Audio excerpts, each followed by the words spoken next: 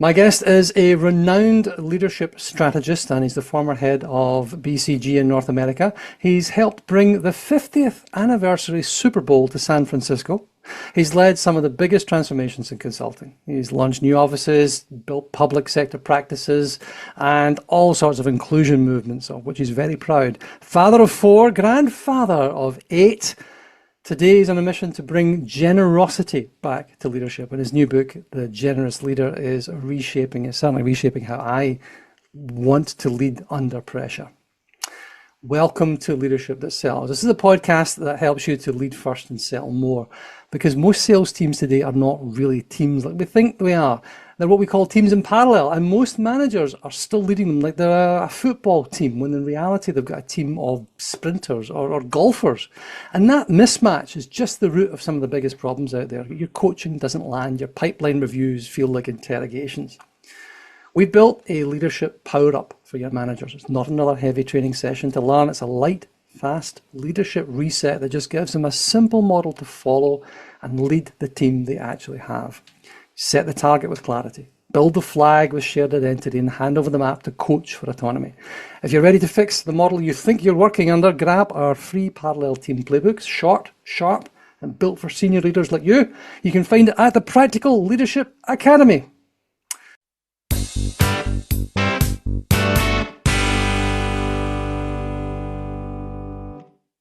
And with that, Joe Davis, thank you very much indeed for joining me. Thank you, Paul. Thank you. Thanks for that nice introduction. Well, you have a book, and it's called The Generous Leader. What a warm-hearted title, I think. You couldn't find a better one. And it speaks very much to servant leadership, I think, although you may well disavow me of that. And it talks a lot about heartfelt actions, collaborative actions. And now, I work a lot with senior salespeople, senior sales leaders. Now, they are constantly balancing this highly microscopically aggressive target at the same time as trying to look after their team. From your book, you've got these different principles in there, 7 different principles. How can you apply your principles, this generous leadership principle, to build a supportive but high-performing sales culture at the same time without compromising either one? Well, obviously, I'm going to say I think that's quite easy. I wouldn't. So glad. I think, let me tell you, it's very interesting. To me, generous leadership is quite simple, and it's, you just said the version of it. It's really about, as a leader, giving of yourself freely without expectation of direct personal benefit to help others grow, develop, and thrive at their full potential. I think about, you talk about sales, and I was at Procter & Gamble sales rep my first 6 years, but my brother's been in sales forever. And it's so interesting in software sales. He'll call me and just tell me how the manager or the boss just pounds on him for the numbers, pound, pound, pound, pound, and nothing about, Dalton, maybe do this versus that. Maybe you ought to try to, and it just, when I listen to your stuff and reading thought this is exactly the problem. Sometimes in these hard-hitting, edgy, get the numbers now, because you just get lost in the numbers and you manage, maybe well, maybe poorly, and you tend not to lead. And I think, as you said, people want to be inspired, then they really hum for you. If it's got to all come together, they have to get developed, they have to learn, but they want to be inspired and be motivated to move forward which is what I think of a generous leader. It's not giving a nice paycheck, that's important. It's not a raise, that's important. It's about really helping others grow. And, by definition, if they're all humming, you as a leader will benefit. And now, if it's your intention, you're in trouble. But if it's not your intention, but it's just, I will get to reap the fruits of that development of my people, you win too. Well, I think you just nailed the number one misconception with people, regardless of their tenure or seniority. You can have people who are in their 20s who know this, and people who are in their 60s who do not. When did you first realize that leading teams, leadership in general, was not all about you? Yeah, it's funny. I'll tell you, I mentioned I was at Procter & Gamble, and I got promoted to a manager 2 years in. It was that kind of thing. And I had 3 reps working for me. And I used to ride with them every 2 weeks. Well, there's four. Three of them were career sales reps. All they were going to do was sell. One of them was a management track person too. Could treat that person differently a bit. I rode with these people every 2 weeks. I never said a thing. I was scared. I was 24. What did I know to tell? I thought they were old guys. They were 40, but to a 24-year-old, that's pretty old. And I never forget when I did the annual review, and I wrote down everything they should work on because now I had my chance, and it was hiding behind paper. And I started launching into the review with this fellow, Rich. Maybe 3 minutes in, he says, "What the blank, Joe? You ride with me every 2 weeks, and you've never told me any of this?" And of course, I was mortified and I didn't know what to do. But it's interesting because when I reflected, and I think I reflected over the years, to be fair, Paul, he didn't think I'm some snot-nosed kid that knew nothing. He actually said, "Well, shit, you're riding with me every 2 weeks. Why don't you tell me some ideas?" So even there's a 40-year-old that was, he wanted to learn and develop. And here I was all about me, mainly scared. And what am I going to do? And I don't know anything, but I was caught in my own head and not all understanding, wait a minute, my job's to actually help him grow. But I didn't know that at 24, let me tell you. But that was an interesting lesson for me. So if you were able then to, and that's a bit of a sticky question, right? You go back and you're giving the 24-year-old you riding around in this guy's car. You're going to say, when you observe something, tell him what you see. Okay. Yeah, of course, of course. Right? Duh. No, yeah, that's Let's start there, shall we? But from your concept, this heartfelt collaborative concept, the generosity that you want to bring into leadership, what's one of the features, the framework elements that you would say would immediately build trust for a leader inside a high pressure team? Well, I always go to this. I have three that I think are important, but I go to the same place. I think the highest trust builder right away is being a good listener. So I'm being sorry, willing, what did you say? I just tuned out. I'm sorry, be, I couldn't hear you. What? listen. Sorry, I can't help myself. No, I don't. Well, Oh, but it's not just Paul hearing the words. It's actually what the heck is that person thinking? Why are they saying what they're saying? Where are they coming from? What do they know that I don't know? How can I learn from that? There's two benefits. One, you learn more, you can be a better leader, come up with better answers. That's another duh. The other one that I think is duh, but it's not so necessary, is when you actually listen really, you show respect. I mean, what you just did, like I thought blank you, it was actually disrespect. I won't say what I thought, but what the fuck, So exactly. as opposed to, "Oh, Joe, tell me more," I would have thought, "Oh, wow, look at that. He cares about me." No, but it was a very good little example. I hope someone sees it on video because, Perfect. you show respect, which when you just talked about the generosity part, show them respect. Then all of a sudden, oh, wow, Joe actually cares or Paul actually cares. Well, let me tell you more, or let me work harder for you, or, et cetera, et cetera. Can I tell you one little story on this? Uh, Please. When I was running North America, so that was many years later at BCG, I'm very good. Well, very good. It's not the right word. I like to make sure I bring different people into my meetings, not just the senior guys that surround me and quite junior people. And one fellow told me, "Joe, when you bring us in, it is so incredible. I mean, it's scary as heck. I hope to God you don't ask me a question, but you always do, which I appreciate. But I get to see what's going on. I hear the broader picture. I feel included. I feel respected. When you do that, I want to take my role and figure out how else I can help well beyond my role." And he didn't say but comma without asking for more money, without asking, for time off, without asking for more help. And I thought that was interesting to me. I thought, wow, just showing that respect. They actually want to figure out how to go above and beyond. You don't have to ask them to go above and beyond. Yeah. Talking about a way to get better numbers without having to do anything other than inviting people into a room and including them. I thought it was a pretty cool lesson. Now, that was like 40 years into my work career. It would have been nice to learn that much, much earlier, but so be it. You learn when you learn. I say that there's a trail of damage and destruction in people's careers that I've left behind me and all the nonsense that I got up to when I was trying to work out how to do this. And I Yeah. constantly apologize. If you're listening and you're one of them, I'm so sorry.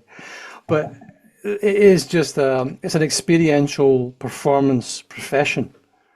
And I had a very late on in my leadership career, but early on-ish, I had a great manager who got me to the point of understanding that leadership management, as you want to look at them, are things you can get better at. They are learned skills, because you look at Churchill, you look at whoever it is as your leader of choice, and you think, oh, charisma coming out of his nostrils. And it turns out that they're half drunk, they're terrified, they're whatever their problems are.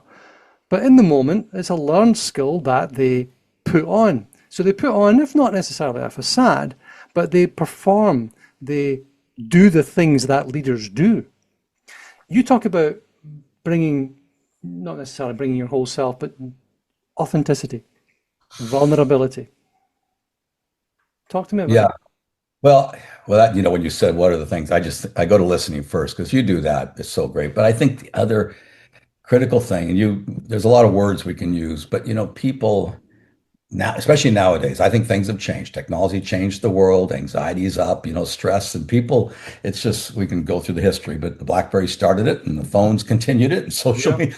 So people and COVID, so people need and want to bring some of their human self to work. They just do. And they want to see that you're a human. I'm not saying tell them everything that happened last night and the fight you had with your 13-year-old. They don't need that unless you have a good friend you want to talk about it with them because they have a 13-year-old. But bringing some humanity, some personal self to your work. And you know, can I tell two stories? I mean, Please.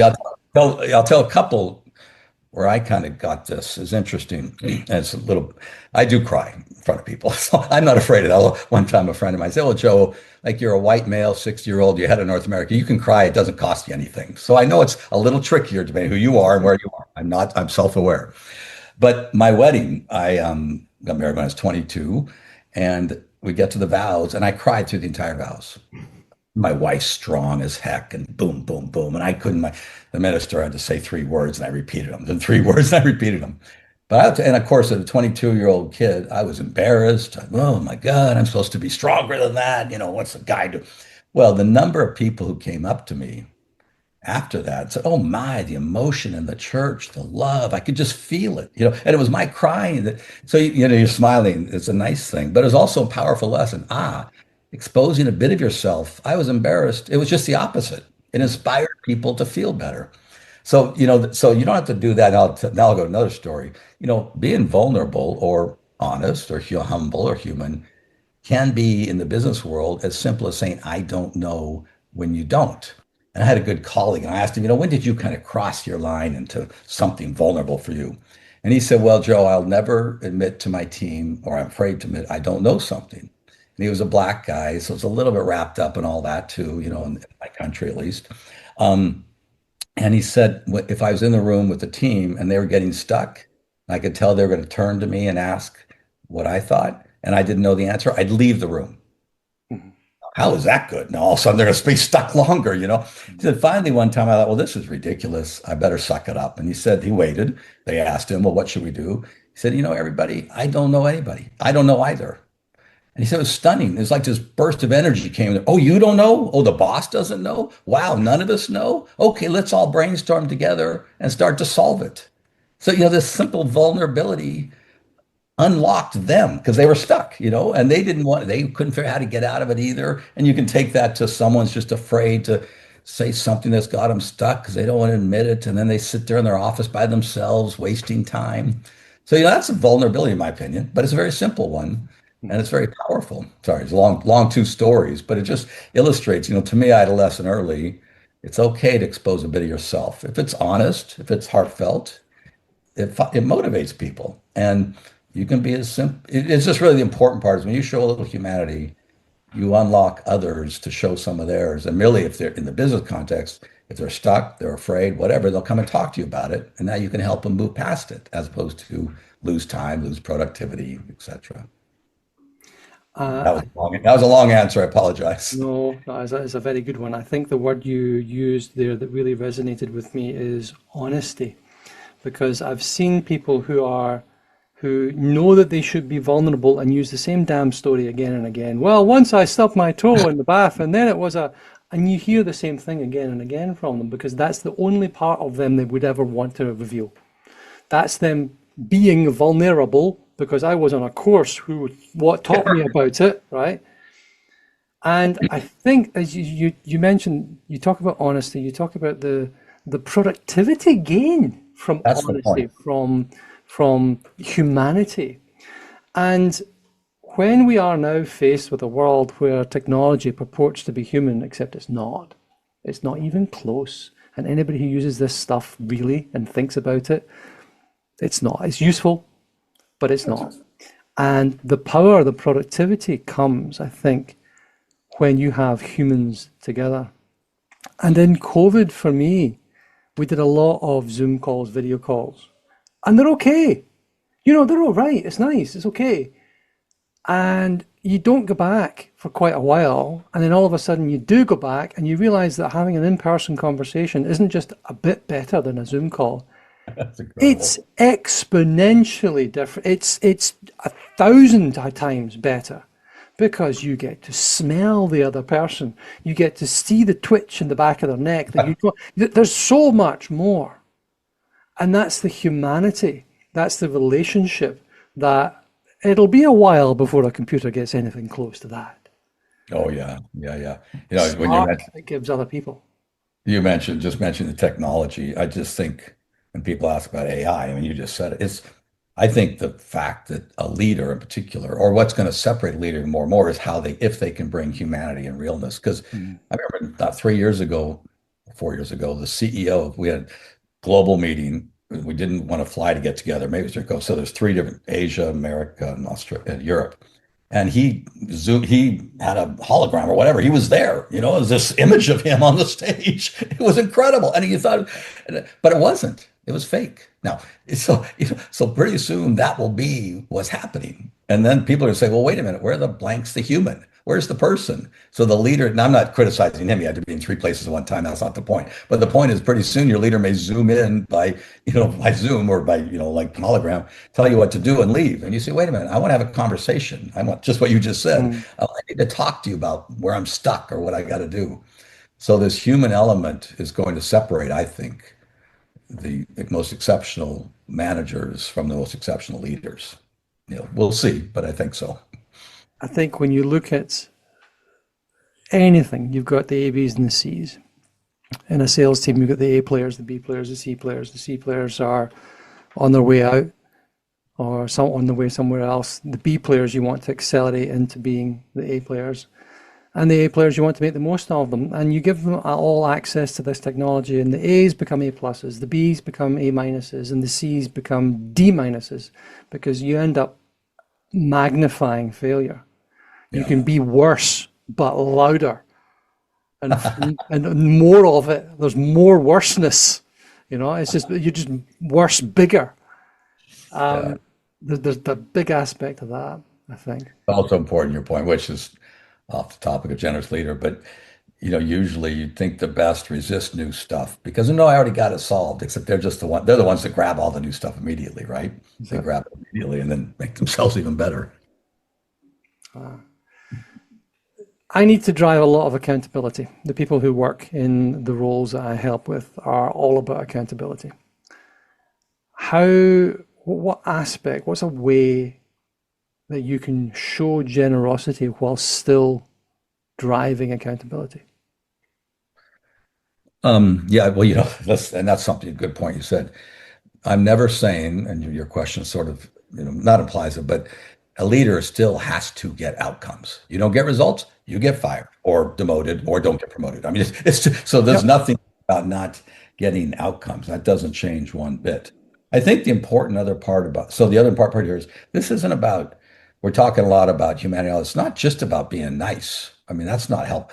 Being nice is a nice thing to do. But if there's times where, hey, the numbers are this and this and this, and you're falling short, buddy, now let's talk about how we're going to get you there. But if you just say you're falling short, buddy, get your act together, that's not being a generous leader. You're Mm. falling short, buddy. Let's talk about how we get you there. That's now stepping into what a leader should be doing, which is okay, now it's my job to help you grow, develop, figure out. We don't need, figure out how you actually hit those numbers.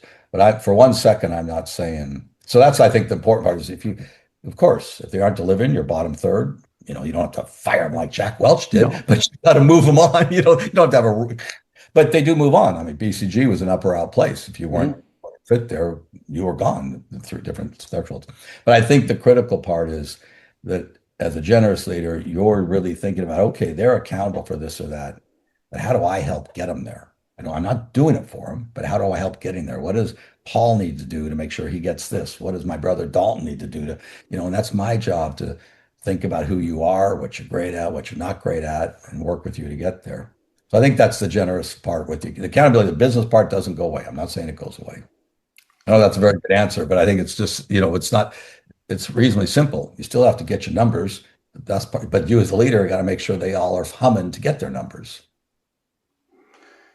You mentioned pulling people in that may into conversations that may not normally attend certain meetings.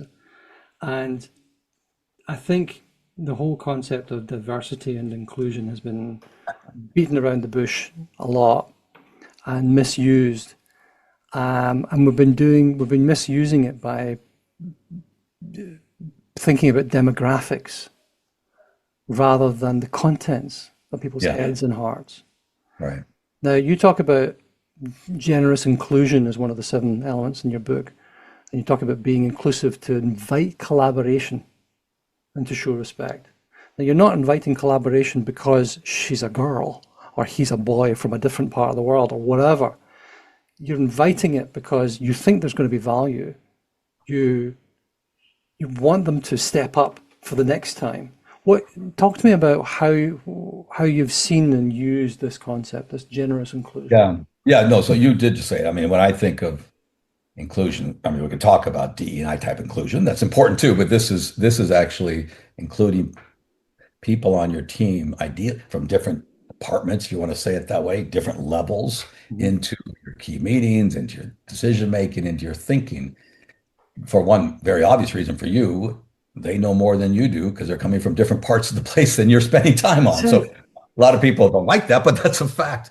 But as I said earlier, it also inspires and motivates them. I mean, it's interesting. When I talk to executives for the book I wrote, every single one of them. And it's a little cliche, but they all said it. They all said, I really like to ask questions of someone 4 layers down. I invite the finance analyst in my office and ask where the numbers came from. Not the vice president who, is now massaging number 6. They didn't not lie on him, but made him, said, I'd like to get that. Or I'll literally walk the halls. You hear this all the time and grab the person that's in such and such department and ask, what are you doing, how it's going? And they all point out they learn so much more. Now, that's a simple version of inclusion, but that's all it is actually engaging and inviting people from different levels and different parts of the organization. Now, also to your point, if you have people that work in different parts of the world, that could be interesting to you, into your, I don't know, into your sphere, I guess I'll say. I mean, it could be all kinds of different contexts. But the important thing I say, when you invite them in, you can't just have them come into a room, a Zoom or whatever, and be a token person. You have to ask them a question. Otherwise, and the minute you ask them a question, I'm starting to lecture here a little bit, but also everyone else in the room goes, oh, geez, Joe just asked the most junior person in the room. He said hi to them first, and he asked them a question. None of us bosses are right. What does that mean? All of a sudden, they're like, what does that mean? I'm supposed to talk to those people? I'm sort of, I sound rude What's about Joe trying to tell me here? I'm Yeah, yeah, supposed yeah. right, yeah, and then, well, gosh, they might say something I don't want to hear. So that's the other important part. It's not just invite them in, but you have to include them. I think actually never thought about it. If you don't include them, it's probably more hurtful because now they are token, and Yeah, nobody wants a token. that's it. I mean, I it wasn't that long ago. I mean, less than 10 years ago, that I was in a room in an office, shall remain nameless, and somebody asked one of the young ladies if you would sort the coffee out, please. Oh God. And the young lady stood up and said, with pleasure, would you take milk, sugar, whatever it is you like? She did it totally quietly, very, very professionally. No, didn't blink because she was the first one presenting, senior vice president of Who Gives A, right? But she was more than happy to make coffee. You know? And the guy who was asking was some vendor thing was going, oh, No, well, I've heard my stories like that too. I won't repeat them because it's the same thing. But yes. I love those stories but that was she did it with quite class. That's pretty She's a very classy. classy French lady. Lovely Really lady. classy move. Oh, it's magnificent. Let's say we've got the largest Sharpie ever created. Largest Sharpie. The Okay. largest Sharpie and the biggest billboard at every airport in the world, 10,000 billboards, and one message from Joe Davis. Everybody's going to see it. What is the message? What is it you're going to write? Well, I'm not a marketing guy, but I would write listen with curiosity, listen to learn.